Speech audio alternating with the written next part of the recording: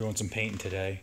I got some shelving. They're actually pallet racks out of a warehouse that because I'm so picky, I gotta paint them to match my toolbox.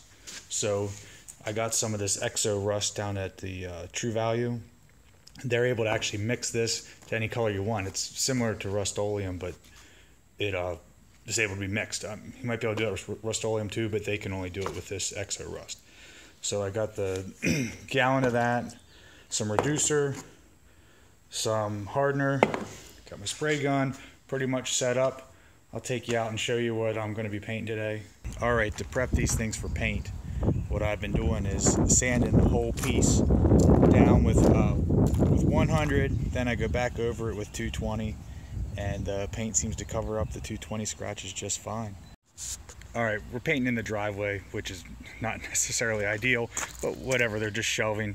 It shouldn't be too big a deal. But these are the orange crossbars that come with those pallet racks that I'm gonna paint and make blue to match my toolbox. Alright, so I wiped down those pallet racks with this surface cleaner I picked up at Napa. Maybe I'll get other places too, but that's just where I got mine. And then I got a mixing cup.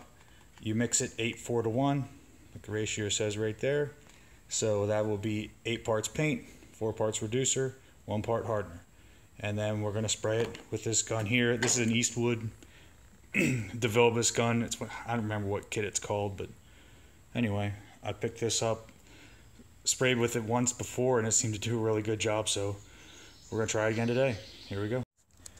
In case anybody was wondering when I said 8:4:1, what that really means is if you look on the side of this can, there's all these 1 through 5.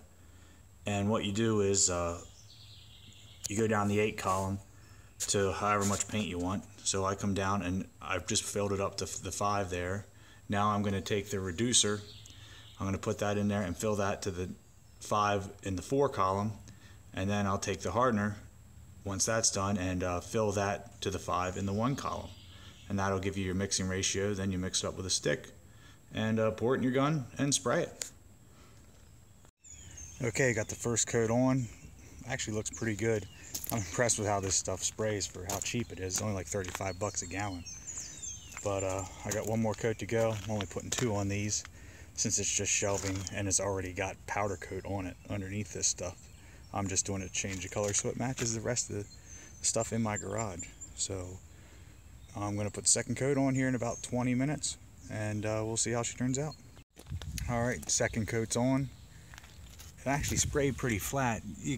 I don't know if you can tell in this camera, but there's orange peel in it, but for shelving it'll be fine. If it was a car, I don't know if I'd actually spray this on a car, but if it was a car, you'd have to wet sand that out and buff it and everything. But for shelving, it'll be good.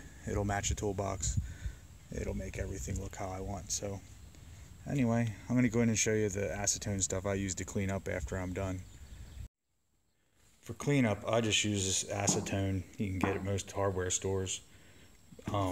It cleans up pretty well. I always end up making a mess. Every time I paint something, there's paint everywhere. But yeah, that's it. Just some acetone, and that cleans the stuff right off. So I'm going to let that stuff dry, and I got more sanding to do because I got more shelves to paint. So I'm going to get to that. Here's the shelves all done and assembled. It came out really nice. I really like it. It matches the toolbox really well. And now that the shelves are done, I get to clean up this whole mess of everything.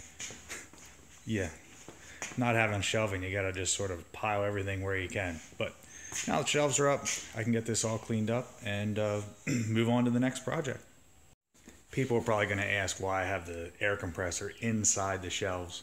The reason I did that is eventually I want to build doors for the front of them. And when I build those doors, then the compressor will be hidden and no one will see it.